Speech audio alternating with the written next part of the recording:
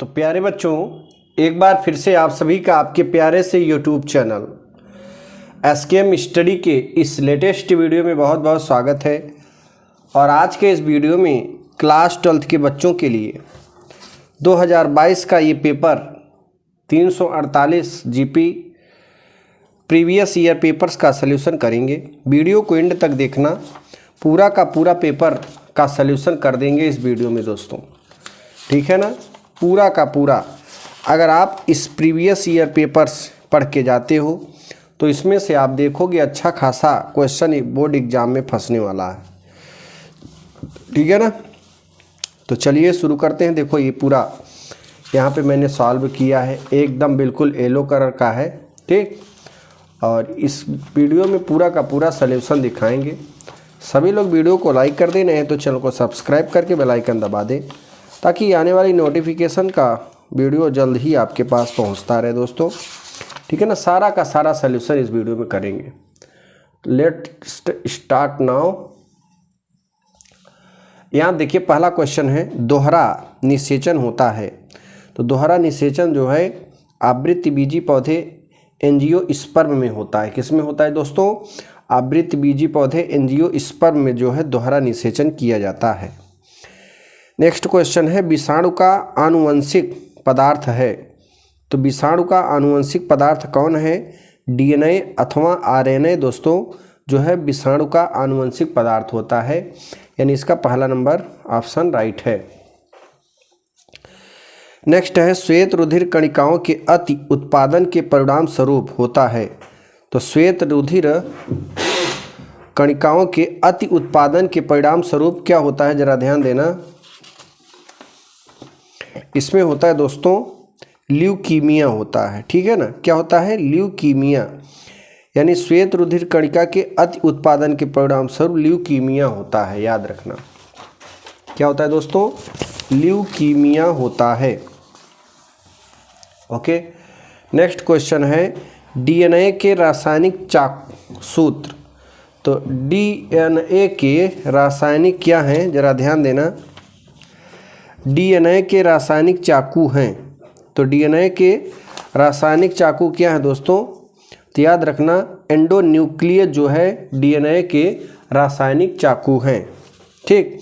अब निश्चित उत्तरी प्रश्नों को देखेंगे। निश्चित उत्तरी प्रश्न क्या है दोस्तों? अग्रपीयूष ग्रंथि द्वारा स्रावित 2 गोनेडोट्रोपिन हार्मोन्स के नाम लिखिए। तो gonadotropin releasing hormones GRH, luteinizing hormones यानी एलएच होता है, ठीक है ना। अब देखिए यानी 2 नाम इसके क्या क्या हैं, एक तो ये है और एक ये है। अगला है, रक्त समूह ओ वाली एक स्त्री का विवाह रक्त समूह AB वाले पुरुष के साथ होता है। उसके बच्चों में कौन कौन से रक्त समूह होने की संभावना है?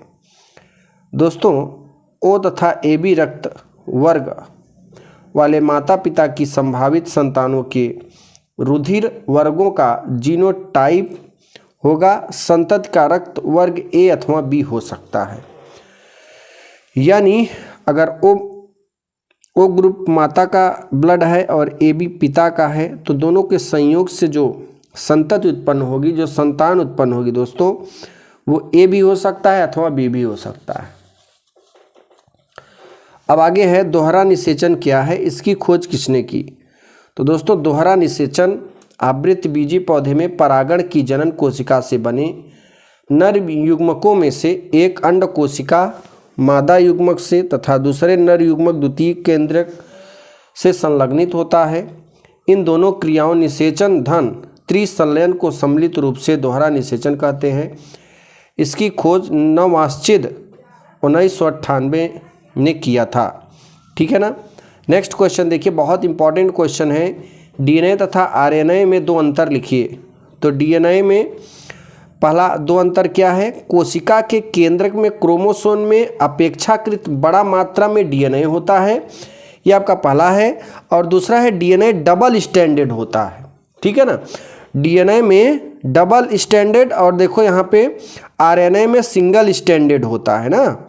यहाँ पे कोशिका के केंद्रक में क्रोमोसोम में अपेक्षाकृत बड़ा मात्रा में डीएनए लेकिन इसमें कोशिका के साइटोप्लाज्म में बड़ी मात्रा में होता है। ये दोनों में अंतर है। अब आगे देखिए, फाइलेरिया रोग के रोग कारक का जंतु वैज्ञानिक नाम लिखिए। तो फाइलेरिया रोग के रोग कारक का जंतु वैज्ञानिक नाम बाउचेरिया है। क्या है दोस्तों? बाउचेरिया। अब अति लघुत्तरी टाइप प्रश्न में आएंगे। डीएनए में पाई जाने वाली 4 न्यूक्लियोटाइड इकाइयों के नाम लिखिए। तो देखिए, डीएनए में 4 न्यूक्लियोटाइड इकाइयाँ, पहला क्या है? डीऑक्सी एडिनाइलिन अम्ल, और तीसरा है दूसरा डीऑक्सीगुइएनाइलिन अम्ल, तीसरा है डीऑक्सीराइटिडाइलिन अम्ल, और चौथा है डीऑक्सीथाइमिल्डाइड अम्ल। ठीक है ना? ये हमारे पास 4 हैं। नेक्स्ट है, उपर्युक्त उदाहरणों के साथ सहोपकारिता की व्याख्या कीजिए। ठीक है ना? तो यहाँ आप देखिए, यह एक सहोपकारिता क्या होती है दोस्तों, जरा ध्यान समझना। यह एक सहजीवी संबंध है जिसमें 2 प्रजातियां एक दूसरे से लाभ ग्रहण करती हैं। इस तरह के पारस्परिक संबंध को सहोपकारिता कहते हैं। उदाहरण की अगर बात करें, साइजोबियम दहलिनी पौधे की जड़ों में सहजीवी संबंध दर्शाता है, और लाइकेन आदि ये जो है सहोपकारिता से संबंधित होता है। ठीक है। नेक्स्ट क्वेश्चन क्या है? उन सूक्ष्म जीवों के नाम लिखिए जिससे साइक्लोस्पोरिन ए प्रतिरक्षा निषेधात्मक औषधि तथा स्टैटिन रक्त कोलेस्ट्रॉल लघुकणक कारक को प्राप्त किया जाता है। ठीक है ना? तो इसका उत्तर क्या है? साइक्लोस्पोरिन ए का उत्पादन ट्राइकोडर्मा पोलोस्पोरम नामक कवक से किया जाता है, और दूसरा है स्टैटिन का उत्पादन मोनस्क परप्यूरेस से किया जाता है। ठीक है ना? अगला है दोस्तों, न्यूक्लियोसोम का नामांकित चित्र बनाइए। एक प्ररूपी न्यूक्लियोसोम में डीएनए कुंडली के कितने क्षार युग्मक होंगे? तो यहाँ आप देखिए, ये है आपका न्यूक्लियोसोम का चित्र। ठीक, फटाफट आप इसका स्क्रीनशॉट ले लीजिए। दोस्तों, अगर आप इसका पीडीएफ पाना चाहते हैं तो लिंक आपको डिस्क्रिप्शन बॉक्स में मिल जाएगा। हमारे एसकेएम स्टडी टेलीग्राम चैनल पर जाके, वहाँ से जाके आप उसका पूरा पीडीएफ डाउनलोड कर लेना। जिन बच्चों को इसका पीडीएफ लेना है वो हमारे एसकेएम स्टडी टेलीग्राम चैनल पर जाएं, वहाँ से जाके उसका पूरा पीडीएफ लिंक आपको, ध्यान देना, लिंक आपको डिस्क्रिप्शन बॉक्स से मिलेगा। जैसे ही आप खोलेंगे उस लिंक पर जाएंगे, वहाँ पे क्लिक करेंगे, तुरंत आपको हमारे टेलीग्राम चैनल पर पहुँचा देगा। और जैसे ही वहाँ पे पहुँचाएगा वैसे ही क्लिक करोगे, ढेर सारा पीडीएफ आपको दिखने लगेगा, और उस पीडीएफ में ज्वाइन हो जाइए और आपको पूरा पीडीएफ मिल जाएगा। ठीक है दोस्तों, चलिए ये इसका स्क्रीनशॉट ले सकते हो। अब देखो जरा, प्रतिरक्षी अणु का एक नामांकित चित्र बनाइए। ठीक है दोस्तों, प्रतिरक्षी अणु का एक नामांकित चित्र बनाइए। तो यहाँ पे एक प्रतिरक्षी अणु है और यहाँ पे आप चित्र बना सकते हो। ठीक है ना? इस तरीके से प्रतिरक्षी अणु है ये, और 2 नंबर का चित्र बनाने पर प्रतिरक्षी अणु का चित्र बनाना है। यही है प्रतिरक्षी अणु। ये आपको रियल पेपर जो होता है वही आपको दिखा रहे हैं। ये तो सॉल्यूशन मैंने किया है। ठीक है प्यारे बच्चों, 2 अंक का है। उसके बाद आगे देखिए, चौथे लघु उत्तरी टाइप प्रश्न 3 नंबर के होते हैं। तो 3 नंबर का है, शुक्रजनक नलिका की संरचना का वर्णन कीजिए। चौथे का क, शुक्रजनक नलिका के संरचना का वर्णन। यहाँ देखो, शुक्रजन नलिकाएं के मध्य संयोजी ऊतक में स्थान स्थान पर अंतराली कोशिकाओं के समूह स्थित होते हैं। इस नलिकाओं को आंतरिक सतह जननी के एपिलियम को बनी होती हैं तथा इन 2 प्रकार की कोशिकाएं पाई जाती हैं, जननिक शुक्राणुजनक कोशिकाएं तथा कोशिकाएं जननिक कोशिकाएं घनाकार होती हैं तथा अर्धसूत्री विभाजन द्वारा शुक्राणुओं का निर्माण करती हैं। इनके अनेक मध्यवर्ती रूप भी उपस्थित होते हैं। ठीक है।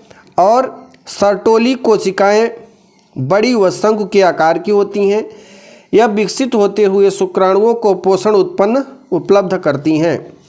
शुक्रजन नलिकाएं के बाहर संयोजी ऊतक का स्तर पाया जाता है।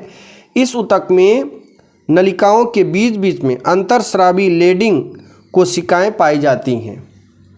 अंतःस्रावी लेडिंग कोशिकाएं पाई जाती हैं। ठीक है, और यहाँ पे देखिए ख नंबर क्या है, ख नंबर यही है। देखो दोस्तों, ख नंबर अगुणित द्विगुणित लिंग निर्धारण क्या है। ठीक है ना, अगुणित द्विगुणित लिंग निर्धारण क्या है। मधुमक्खी में लिंग निर्धारण की क्रिया विधि को समझाइए। ठीक है दोस्तों, मधुमक्खी में क्रिया विधि समझाना है। तो देखिए, अगुणित द्विगुणित लिंग निर्धारण मधुमक्खियों में अनिषेचित अंडे जिनमें गुणसूत्रों का एक सेट ही होता है और इन्हें अगुणित या अर्धसूत्री कहा जाता है, विकसित होकर नर बनते हैं, जबकि निषेचित अंडे जिनमें गुणसूत्रों के दो दो सेट होते हैं यानी द्विगुणित मादा के रूप में विकसित होते हैं। कई गुणित द्विगुणित मादा के रूप में दोस्तों विकसित हो जाते हैं। मधुमक्खी में लिंग निर्धारण की क्रिया विधि, मधुमक्खी में नर अगुणित होता है जबकि मादा द्विगुणित होता है। हाप्लोडिप्लोइड मधुमक्खियों, चींटियों और ततैया जैसे कुछ कीड़ों में होता है। नर कीट अगुणित होते हैं क्योंकि ये अनिषेचित अंडों से पार्थेनो आनुवांशिक रूप से विकसित होते हैं। घटना को एरेनोटोकी कहा जाता है। अर्धसूत्री विभाजन शुक्राणुओं के निर्माण के दौरान नहीं होता है। मादाएं निषेचित अंडों से बढ़ती हैं और इसलिए द्विगुणित होती हैं। रानी मधुमक्खी मंगल उड़ान के दौरान ड्रोन से सभी शुक्राणुओं को चुनती है और उसे अपने मौलिक पुटिका में संग्रहित करती हैं। श्रमिक मधुमक्खियां द्विगुणित मादा और ड्रोन अगुणित नर का गठन रानी द्वारा देखी गई ब्रूड कोशिकाओं पर निर्भर करती हैं। छोटी ब्रूड कोशिकाओं का दौरा करते समय रानी अंडे देने के बाद शुक्राणुओं को अपने सेमिनल रिसेप्टर से उत्सर्जित करती हैं। नर आमतौर पर अनिषेचित अंडे से विकास के कारण उर्वरक अगुणित होते हैं। ठीक है, अगला क्वेश्चन देखिए दोस्तों, नेक्स्ट क्वेश्चन पुनर्योगन डीएनए तकनीक क्या है। मनुष्य के लिए लाभकारी इसके दो उपयोग लिखिए। पुनर्योगन डीएनए तकनीक क्या है, मनुष्य के लिए लाभकारी इसके दो उपयोग लिखिए। ठीक है, तो यहाँ पर है डीएनए पुनर्योगन तकनीक कृत्रिम विधियों द्वारा नियंत्रित वातावरण में किसी भी सजीव के मूल डीएनए या सजीव के आणविक संगठन में परिवर्तन करने की विधियों एवं प्रक्रियाओं को पुनर्योगन डीएनए तकनीक कहते हैं तथा इन प्रकार निर्मित डीएनए को पुनर्योगन डीएनए कहते हैं। सामान्यतः पुनर्योगन डीएनए अणु का निर्माण दो या दो से अधिक पूर्णतया भिन्न डीएनए अणुओं को आपस में जोड़कर किया जाता है। इसके लाभकारियाँ क्या है दोस्तों, लाभकारी उपयोग क्या है। दवाओं में इस तकनीक का उपयोग कर डीएनए रिकॉम्बिनेंट टेक्नोलॉजी द्वारा इंसुलिन का उत्पादन किया जाता है। इसका उपयोग किसी व्यक्ति में एचआईवी की उपस्थिति का पता लगाने में भी किया जाता है। अगला जो क्वेश्चन है दोस्तों, जैव विविधता को परिभाषित कीजिए। ये बहुत इंपॉर्टेंट है। जैव विविधता को परिभाषित कीजिए और जैव विविधता की छत के 4 प्रमुख लक्षण हैं। 3 अंक के हैं, परिभाषित करेंगे। ठीक, तो उसके लिए आपको 1 नंबर मिलेंगे और 4 लक्षण मिलेंगे तो उसके लिए आपको 2 नंबर मिलेंगे। ठीक है ना, देखो यहाँ पे 1 धन 1/2 गुणे 2 4 है, यानी इसके 1 नंबर हैं और इसके जो है 2 नंबर मिलेंगे आपको। ठीक है, तो चलिए देखते हैं, पूरा वीडियो देखिएगा। जिन बच्चों को पीडीएफ लेना है वो हमारे लिंक आपको डिस्क्रिप्शन बॉक्स में मिल जाएगा, जाके वहाँ से लिंक डाउनलोड कर लेना।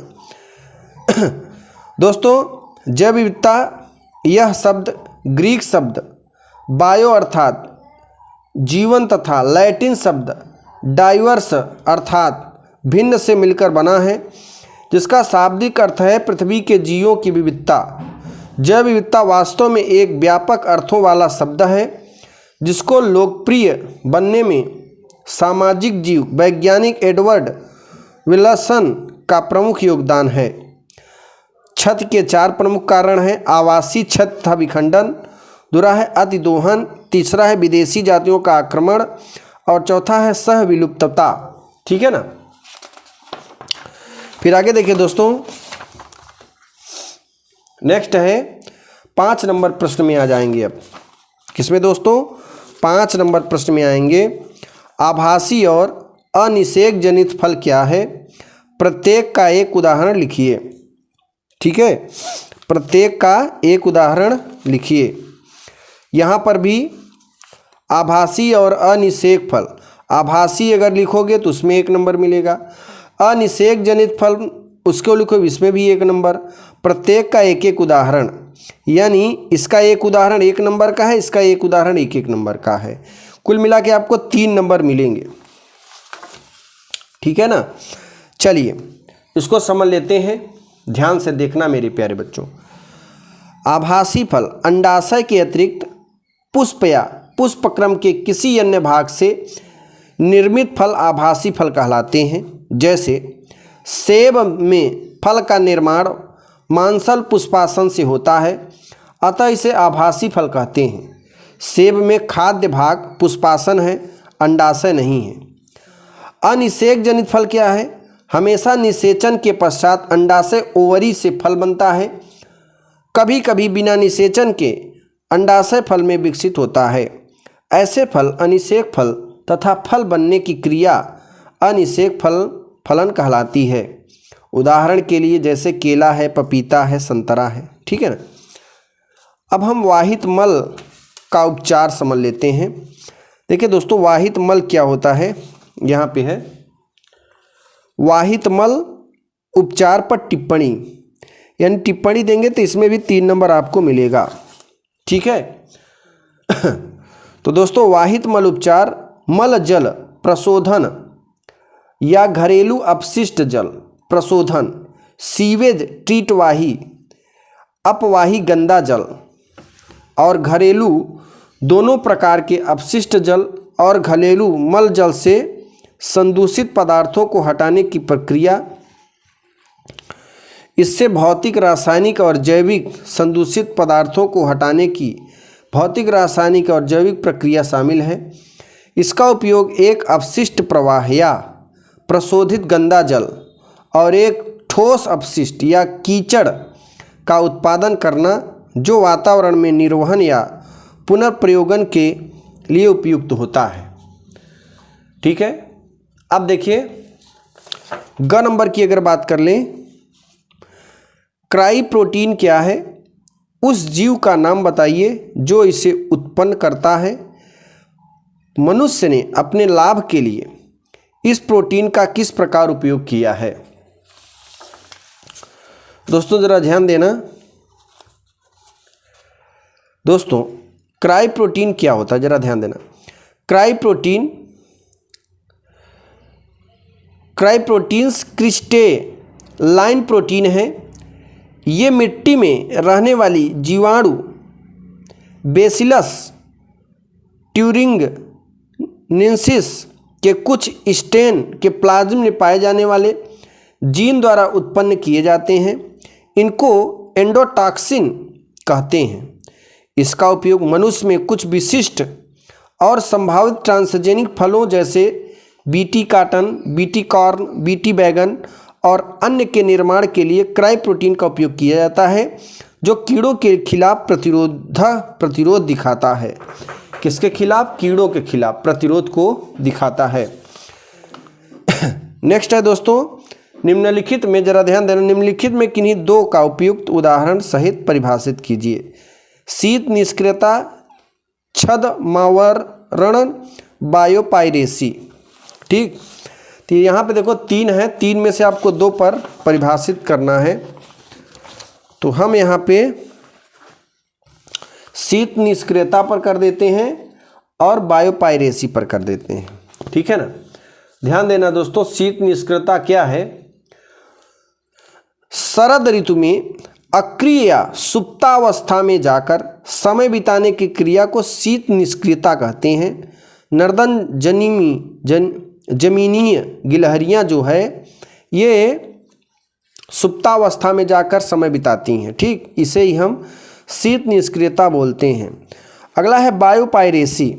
बहुराष्ट्रीय कंपनी व दूसरे संगठनों द्वारा किसी राष्ट्र या उससे संबंधित लोगों से बिना व्यवस्थित अनुमोदन व क्षतिपूरक भुगतान के जैव संसाधनों का उपयोग करना बायोपायरेसी कहलाता है।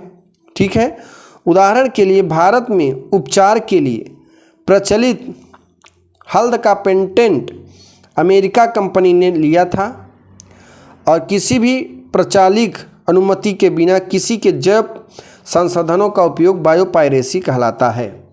ठीक है, तो इस तरीके से दोस्तों अब 6 से लेकर बाकी प्रश्न अगले वीडियो में आपको मिलेंगे, क्योंकि ये वीडियो बड़ा हो रहा है। तो 6 से लेकर 6 का क से लेकर और यहाँ 9 नंबर तक के प्रश्न का उत्तर आपको अगले वीडियो में मिलेगा। ठीक, तो इसका अगर PDF लेना है तो लिंक आपको डिस्क्रिप्शन बॉक्स में मिल जाएगा, जाके हमारे टेलीग्राम चैनल से पूरा इसका PDF डाउनलोड कर